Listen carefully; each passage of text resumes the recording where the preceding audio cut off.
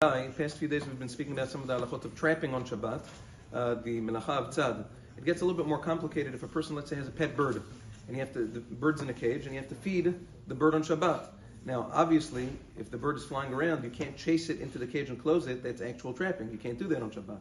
Question is, if the bird's, let's say, already in the cage, but the way to feed it is you got to open the cage, take out the trays of feed and the bird feed and the water, and switch it and put it back in and close it up again. Is that mutar or asur? So, like we spoke about last time, by domesticated animals, we spoke about chickens, ducks.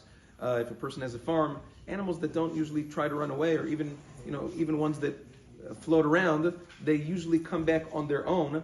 By those kinds of animals, there's no issue of trapping according to Maran Shulchan Aruch. But birds are very different. Birds, if you open the cage, they fly out, they're not coming back. So over there, bevadai, the isur of trapping would apply. So what do you do? Hagon Zeraimet writes meforash that if a person opens up the bird cage to feed it, and he switches the thing, even if it was open for 1 second, which means that the bird had a chance to fly away, when he closes it back up, that's an isur of tzad. You can't do that on Shabbat. It's asur. There are only two permissible ways to feed a bird in a cage on Shabbat. Number one, the best case scenario is to put enough food and water in the cage before Shabbat to last it the entire Shabbat so that you don't have to open it. That's number one. The other way is, let's say you didn't do that.